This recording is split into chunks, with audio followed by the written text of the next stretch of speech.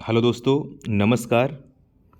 आज हम लोग एक महत्वपूर्ण टॉपिक सूखे के कारण प्रभाव और समाधान के उपाय के संदर्भ में एक महत्वपूर्ण निबंध चर्चा करेंगे। देखिए, 6 टॉपिक है जीआईसी मेंस प्रवक्ता में। 6 टॉपिक में से अगर आप लोग 2 टॉपिक तैयार कर लेते हैं, यानी लास्ट वाली 5वीं टॉपिक जो है प्राकृतिक आपदाएं व निवारण, और 6 टॉपिक जो है कृषि उद्योग एवं व्यापार, ये 2 एकदम बेहतरीन तैयार कर लीजिए। ठीक है। और मत ही तैयार करिए, अगर मतलब जैसे हमारे अनुमान से, आप लोग अपने अनुमान से तैयार करिएगा, लेकिन हमारे अनुमान से अगर आप लोग ये 2 टॉपिक तैयार कर लेते हैं तो बहुत बेटर लिखेंगे आप लोग। ठीक है। इन 2 टॉपिक में से कोई भी डायमेंशन बनेगा, कोई भी निबंध इन टॉपिक में से बनेगा, कोई भी डायमेंशन बनता है, आप लोग तैयार करिए। देखिए, हम लोग डिस्कस करते हैं। ठीक है दोस्तों, अगर आप लोगों को ये प्रयास या ये अवधारणा या ये निबंध अच्छा लगता हो तो आप लोग प्लीज़ चैनल को सब्सक्राइब करिए, लाइक करिए, और आप लोग भी सुझाव दीजिए और क्या आगे किया जाए। चूँकि आज 26 तारीख है, 27, 28, 29, 30 तारीख को हम लोगों का पेपर है। पेपर अच्छा होगा, आप लोग पैनिक मत होइएगा, अच्छे से करिए। देखिए, प्रस्तावना कहाँ शुरू करते हैं। देखिए, प्रस्तावना वही पुरानी, मतलब प्रस्तावना आप लोग 1-2 याद कर लीजिए, कोई कथन या कोई श्लोक। जैसे, प्रकृति के पास हर व्यक्ति की ज़रूरत को पूरा करने के लिए बहुत कुछ है, लेकिन हर व्यक्ति के लालच को पूरा करने के लिए कुछ नहीं है। महात्मा गांधी। ठीक, गांधी जी कहते हैं ये। अब एक और है, देख लीजिए, सूखा केवल वर्षा की कमी नहीं है, बल्कि यह प्रकृति के साथ इंसानी खिलवाड़ का नतीजा है। ठीक, ये भी एक कोटेशन हो गया। अब देखिए, शुरू करते हैं हम लोग। सूखा एक प्राकृतिक विभीषिका है जो तब उत्पन्न होती है जब किसी क्षेत्र में लंबे समय तक सामान्य से बहुत कम वर्षा होती है। ठीक, भारत एक कृषि प्रधान देश है, जहाँ की लगभग 45 से 50% आबादी आज भी अपनी आजीविका के लिए प्रत्यक्ष या अप्रत्यक्ष रूप से कृषि पर निर्भर है। देखिए दोस्तों, ये जो फैक्ट है, ये देखिए, आप लोग बाढ़ में फैक्ट पढ़े होंगे और भारतीय कृषि की मानसून निर्भरता में पढ़े होंगे, तो ये दोहरा रहा है, इसीलिए देखिए बार बार वही चीज़ें आप लोग रिपीट कर रहे हैं, तो ये फैक्ट याद रहेगा। ठीक है। और भारतीय कृषि की निर्भरता मानसून पर है, लेकिन इस मानसून की अनिश्चितता भारत में सूखे की समस्या को गंभीर बना देती है, जिसका असर देश की खाद्य सुरक्षा, अर्थव्यवस्था, सामाजिक व्यवस्था व पर्यावरण पर पड़ता है। अब देखिए, भारत में लगभग थोड़ा फैक्ट दे दीजिए आप लोग, सूखा की स्थिति विभिन्न राज्यों में दे दीजिए। ठीक है, क्योंकि सूखा के संबंध में निबंध लिख रहे हैं आप लोग, ना कि बाढ़ या अन्य संबंध में लिख रहे हैं। भारत में लगभग 12 से 16% भूभाग और 12% आबादी अस्थायी रूप से सूखे से प्रभावित है, जबकि कुल कृषि योग्य भूमि का करीब 68% भाग सूखा संभावित क्षेत्र के अंतर्गत आता है।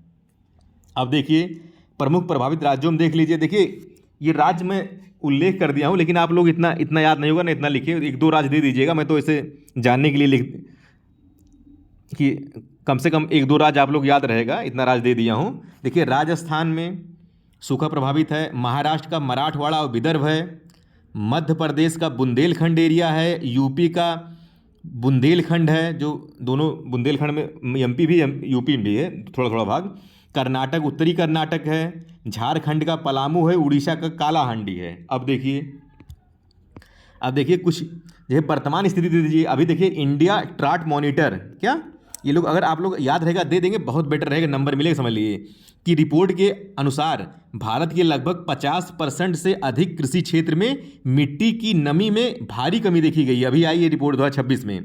और क्या हुआ, 2026 में जून महीने में देश के अधिकतर हिस्सों में सामान्य से 30 से 40% तक कम बारिश दर्ज की गई। देखिए, अभी लोग कह नहीं रहे थे कि यार एक रिपोर्ट आई है कि जो है अब इस बार जो 2026 में बारिश प्रत्येक वर्ष की अपेक्षा लगभग 50% कम बारिश होगी, तो वही रिपोर्ट है ये। ठीक है, जिसमें मध्य प्रदेश, झारखंड, बिहार, यूपी व उत्तरी पूर्वी राज्यों में सूखे के संकट गहरा हो गया है वर्तमान समय, देख रहे हो, बारिश कम होने के कारण। अब देखिए, महाराष्ट्र को दे दीजिए, कुछ उदाहरण और दे दीजिए, अगर आपको याद है दीजिए, नहीं कोई दिक्कत नहीं, तो मैं दे दिया हूँ कि कम से कम इसमें से कुछ तो याद रहेगा। महाराष्ट्र में जो है, ये पढ़े होंगे पिछले मानसून निर्भरता वाले उसमें निबंध में आप लोग, महाराष्ट्र में ग्रामीण महिलाएं पानी लेने के लिए कई किलोमीटर पैदल चलती हैं। ठीक है, सूखे की स्थिति के कारण। अब गुजरात और मध्य प्रदेश में महिलाएं व बच्चियां पानी के लिए 30 फीट नीचे चट्टानों से उतरकर गड्ढे में जाती हैं। समझ लीजिए ये स्थिति है आज के वर्तमान प्रौद्योगिकी और विकसित जो अर्थव्यवस्था है या विकसित भारत में, ये चीज़ें दिक्कतें आ रही हैं। जबकि जहाँ प्रौद्योगिकी AI का ज़माना आ गया है, ठीक है, प्रौद्योगिकी बढ़ते बढ़ते कहाँ गई है, 2G 3G 5G AI आ गया है, लेकिन स्थिति इतना भी विकराल है।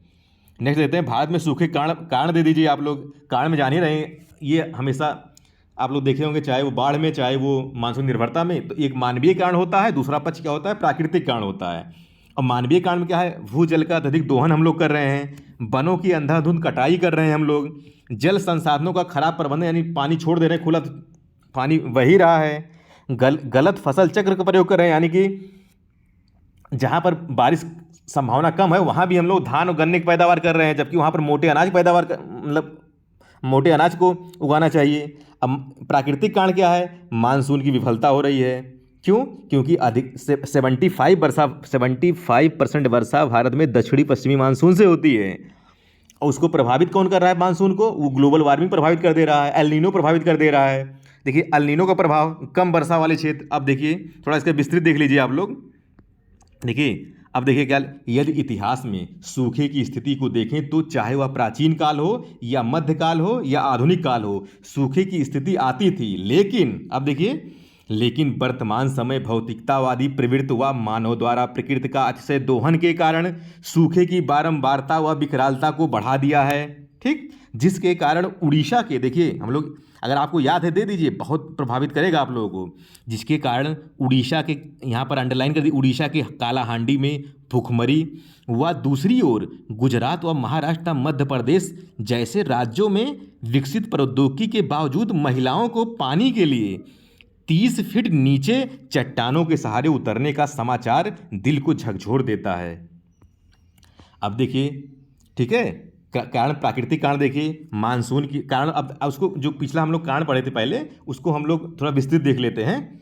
कारण में क्या है, मानसून की निर्भरता, हमने बताया ना, भारत में लगभग 75% वर्षा दक्षिणी पश्चिमी मानसून द्वारा होती है। चूंकि वर्तमान समय में ग्लोबल वार्मिंग, जलवायु परिवर्तन के कारण मानसून कभी देर से आ रहा है, कभी जल्दी आ जा रहा है। क्या हो रहा है, मानसून कभी देर से आ रहा है, कभी जल्दी आ जा रहा है। इससे किसान अपनी बुआई नहीं प्रभावित होती है। अब बुआई जब प्रभावित होगी फसलों, तो पैदावार कम होगी, ठीक है, ज़्यादा बारिश होगी सड़ जाएगा, ठीक है, कम सूखा पड़ेगा तो पैदावार भी नहीं होगा। नेक्स्ट हम लोग देखते हैं अल नीनो। देखिए अल नीनो क्या है, ये ज्योग्राफिकल पॉइंट है। वर्तमान समय में जो है, ये प्रशांत महासागर चिली के पास उठने वाले अल नीनो जलधारा भी भारतीय मानसून कमजोर कर देती है। वर्तमान समय में जो बारिश के कम होने का कारण क्या है, एल नीनो प्रभाव कर रहा है, इसीलिए इस वर्तमान 2026 में वर्षा बहुत कम हो रही है। ठीक है, ये दे दीजिएगा आप लोग। अब मानवीय कारण में भूजल का अत्यधिक दोहन, क्या कर रहे हैं, भूजल का हम अत्यधिक दोहन कर रहे हैं। कहाँ कहाँ कर रहे हैं, सिंचाई के लिए कर रहे हैं, उद्योगों में कर रहे हैं, अपने घरेलू उपयोग हम लोग खुद कर रहे हैं, जमीनी पानी का उपभोग कर रहे हैं, अंधाधुंध इस्तेमाल कर रहे हैं। ठीक है, अंधाधुंध। भाई जहाँ पानी कमी है वहाँ उन लोगों से पूछिए कि हम लोग तो बहुत अच्छे, यहाँ उत्तर प्रदेश में बहुत अच्छे जगह क्षेत्र में स्थित हैं। आप लोग राजस्थान और मध्य प्रदेश वहाँ से पूछिए, पहाड़ी इलाकों में या ये राजस्थान थार वाले इलाकों में, तो वहाँ भूजल का स्तर गिर रहा है। अब देखिए उदाहरण दे दीजिए आप लोग, क्या हुआ, गिर रहा है। अब क्या हुआ, इसीलिए वर्तमान आप लोग न्यूज़ सुने होंगे, चेन्नई शहर महानगर और बेंगलुरु महानगर संकटग्रस्त घोषित हो चुके हैं। इनको डे 0 घोषित कर दिया गया है। आप लोग नोट कर लिख दीजिएगा ना, बहुत अच्छा, बहुत प्रभावित करें, बहुत अच्छा अंक मिलेगा आप लोगों को। नेक्स्ट हम लोग देखते हैं वनों की अंधाधुंध कटाई, पिछले हम लोग पढ़ ही चुके हैं बाढ़ वाले में। जल संसाधनों का खराब प्रदर्शन, पारंपरिक, देखिए पारंपरिक जल स्रोत जो है, तालाब, कुओं, बावड़ी का रख रखाव न होना तथा जल संचय की कमी। नेक्स्ट है गलत फसल चक्र, यानी पानी की कमी वाले क्षेत्रों में गन्ना और धान जैसे फसल उगा रहे हैं। ठीक है, इसलिए इससे जो सूखे का संकट बढ़ रहा है। नेक्स्ट है, अब देखिए ये है सूखे का समाज या देश पर प्रभाव। ठीक है, सूखे का समाज या देश पर प्रभाव। देखिए अब प्रभाव में हम बताए थे, सामाजिक प्रभाव, आर्थिक प्रभाव। देखिए आर्थिक प्रभाव क्या है, आर्थिक प्रभाव पहला, फसलें बर्बाद हो रही हैं, किसानों की आमदनी कम हो रही है, किसान कर्ज के जाल में फंसते जा रहे हैं, वो आत्महत्या के लिए मजबूर हो जाते हैं। ठीक है, इसी कारण अब वर्तमान देखिए सर्वाधिक किसान आत्महत्या कहाँ कर रहे हैं, महाराष्ट्र में। महंगाई बढ़ रही है। और दूसरा क्या है, सामाजिक प्रभाव क्या है, पानी की कम पानी के लिए, ठीक है, और रोजगार पाने के लिए व्यक्ति शहरों की ओर पलायन कर रहा है। और शहरों में पलायन कर रहा है, जनसंख्या बढ़ रही है शहरों में, वहाँ संसाधनों पर दबाव बढ़ रहा है, इसलिए शहरों में भी कई समस्याएं उत्पन्न हो रही इसी कारण। थर्ड क्या है, पर्यावरणीय प्रभाव क्या हम लोग देखेंगे। पर्यावरणीय प्रभाव में नदी, झील, जलाशय का जल स्तर सूख रहा है, जिससे जैव विविधता खत्म हो रही है, यानी कि जो विभिन्न जीव रहते हैं पानी में वो नष्ट हो रहे हैं। मिट्टी का मरुस्थलीकरण बढ़ रहा है, यानी पानी जब सूखा पड़ेगा तो मरुस्थल बढ़ता चला जाएगा। नेक्स्ट हम लोग देखते हैं स्वास्थ्य पर प्रभाव क्या पड़ रहा है। स्वच्छ पेयजल ना मिलने के कारण दूषित पानी हम लोग पीते हैं, बीमारी फैलती है, कुपोषण फैलता है, जिससे कई समस्याएं उत्पन्न हो रही हैं। अब देखिए सूखा नियंत्रण और जल संरक्षण के लिए क्या क्या प्रयास किए जा रहे हैं। अब क्या क्या प्रयास किए जा रहे हैं। भारतीय प्रयास प्लस सरकारी योजनाएं पहले देख लीजिए। पहले चीज़ प्रधानमंत्री सिंचाई योजना, ये बताइए आप लोग किस सन में चलाई गई थी। हमने पिछले निबंध में बताया था, आप लोग बताइए। इसका नारा क्या है, हर खेत को पानी और प्रति बूंद अधिक फसल, इसका नारा है। इसके तहत क्या करते हैं, ड्रिप सिंचाई, क्या करते हैं, ड्रिप सिंचाई, स्प्रिंकलर सिंचाई प्रणाली, ताकि पानी बर्बाद ना हो सके, ठीक है। ड्रिप सिंचाई मतलब बूंद बूंद सिंचाई करते हैं। उसके बाद स्प्रिंकलर मतलब फुव्वारे के माध्यम से सिंचाई करते हैं, यानी उचित स्थान पर जहाँ पानी की आवश्यकता हो बूंद बूंद पानी जाए, जिससे पानी जो है का दोहन ना हो सके। नेक्स्ट हम लोग देखते हैं अटल भूजल योजना चलाई जा रही है। ये क्या है, ये सामूहिक प्रयास से देश में सूखा प्रभावित राज्यों में भूजल सुधारा जा रहा है इसके माध्यम से। अब देखिए एक और प्रयास किया जा रहा है, क्या, ग्रामीण रोजगार और पारंपरिक जल स्रोतों का जोड़दार। इसके तहत दो चीज़ है, ठीक है, ये भी प्रयास किया जा रहा है। मनरेगा और, ठीक है, पहला मनरेगा है, तो मनरेगा देखिए क्या है, ग्रामीण क्षेत्रों में रोजगार देने, ठीक है, क्या है, ग्रामीण क्षेत्रों में जो है मनरेगा क्या है, ग्रामीण क्षेत्रों में रोजगार देने के साथ साथ क्या किया जा रहा है, तालाबों की खुदाई भी ये लोग कर रहे हैं, जल संचयन प्रणाली का निर्माण कर रहे हैं, जिससे सूखे से निपटने में कारगर साबित सिद्ध हो रहा है। दूसरा क्या हो रहा है, दूसरा भारत सरकार चलाई है अमृत सरोवर मिशन। इसके तहत क्या है, देश के हर जिले में कम से कम 75 जल निकायों तालाबों का निर्माण किया जाएगा, उनका कायाकल्प किया जाएगा जिससे स्थानीय स्तर पर पानी की उपलब्धता हो सके, सूखे से जो है स्थानीय लोगों को बचाया जा सके। नेक्स्ट है इसके किसानों के लिए वित्तीय सुरक्षा क्या क्या की जा रही है। ये पीछे आप लोग पढ़े थे प्रधानमंत्री फसल बीमा योजना।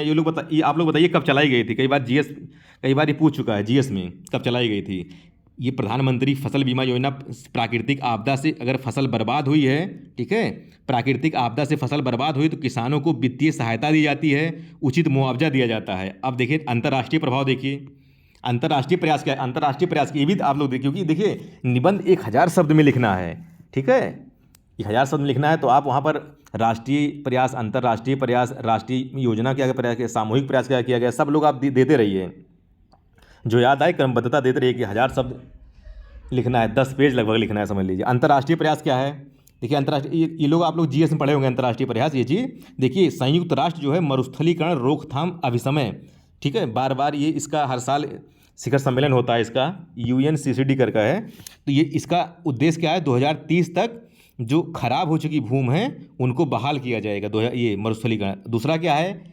ESDG गोल 6, ESDG में आप लोग जानते हैं ना 17 गोल हैं, ठीक है, उसमें क्या है, 6वां गोल क्या है कि स्वच्छ जल को 2030 तक सभी के लिए उपलब्ध कराना, ठीक। नेक्स्ट देखिए, आप पेरिस ये भी पढ़े होंगे, आप पेरिस जलवायु समझौता 2015 में हुआ था, जिसको COP21 कहते हैं। ये क्या है, ये है कि वैश्विक तापमान की वृद्धि को रोकना है, इसके तहत किया गया था, ताकि अल नीनो और अनियमित मानसून जैसी सूखा प्रणालियों पर नियंत्रण पाया जा सके। ये हो गया। अब नेक्स्ट हम लोग देखते हैं, देखिए भविष्य की राह, मतलब भविष्य में क्या किया जा सकता है, सूखे की समस्या से निपटने के लिए अस्थायी समाधान क्या है, ठीक है। ये देखिए, ये भी आप लोग दिखा दीजिएगा, बहुत बेटर रहेगा। भविष्य में सूखे के संकट से निपटने के लिए हमें निम्नलिखित रणनीतियों पर काम करना होगा। क्या, वर्षा जल संचयन, हमने आपको पिछले निबंध बताया था कि वर्षा जल संचयन अनिवार्य करना होगा। जिस तरह तमिलनाडु सरकार अपने यहाँ प्रत्येक घर में वर्षा के जल को संचित करना अनिवार्य कर दिया है, उसी तरह पूरे भारत में करना होगा। सूखा प्रतिरोधी मतलब जो भारत सरकार श्री अन्न चला रही है, यानी मोटे अनाज, ज्वार रागी बाजरा जहाँ पर कम वर्षा हो रही है वहाँ गन्ना और धान फसलों की वजह पर मोटे अनाज को उत्पादित किया जाए, सरकार बढ़ावा दिया किया जाए। नदियों को जोड़ना, ये भी हमने यहाँ पर चर्चा कर लिया है कि नदियों को अधिक जल वाली नदियों को कम जल वाली नदियों में जोड़ा जाए। जैसे वर्तमान भारत सरकार केन बेतवा लिंक परियोजना पर काम कर रही है, इसलिए भविष्य में गंगा को, ब्रह्मपुत्रा को, कोसी को, नर्मदा को भी जोड़ा जाए। नेक्स्ट है अपशिष्ट जल का पुनर्चक्रण। ये क्या है? उद्योगों व शहरों से निकलने वाले गंदे पानी को साफ करके उसका उपयोग कृषि और बागवानी में किया जाना चाहिए, ताकि ताजे पानी की बर्बादी कम हो सके। अब देखिए निष्कर्ष क्या है? निष्कर्ष ये है, सूखा केवल प्राकृतिक का प्रकोप नहीं बल्कि मानव द्वारा किए गए जल के दुरुपयोग और पर्यावरण के साथ खिलवाड़ का परिणाम भी है। ठीक, सरकार की नीतियों और योजनाएं तभी सफल हो सकती हैं जब देश का प्रत्येक नागरिक जल संरक्षण को अपनी जिम्मेदारी समझेगा। ठीक, जल ही जीवन है और जल ही जीवन का आधार स्तंभ है। इसे बचाकर व संरक्षण करके ही भारत को सूखे की विभीषिका से मुक्त कर एक सुरक्षित और समृद्ध भविष्य की ओर ले जा सकते हैं। ठीक है दोस्तों, ये हो गया निबंध सूखे संबंधित। ठीक है दोस्तों, आप लोग भी बताइएगा और दो निबंध पर और क्या चर्चा कर लिया जाए। और इसके अलावा इसी में से, क्योंकि 2 टॉपिक हम लोग संपूर्ण हो जाएगी, 6 निबंध पूछेगा, 2 निबंध आ जाएगा। ठीक है, इसीलिए दोस्तों, ठीक है दोस्तों, अगर आपको प्रयास अच्छा लगता हो तो आप लोग प्लीज़ चैनल सब्सक्राइब करिए, लाइक करिए और सहयोग बनाए रखिए जितना हो सकेगा। क्योंकि पेपर है सभी का, ठीक है, 30 तारीख को, इसलिए जितना हो सकेगा हम लोग डिस्कस करते रहेंगे। ठीक है, आप लोग अच्छे से पेपर दीजिए और ठीक है दोस्तों, धन्यवाद।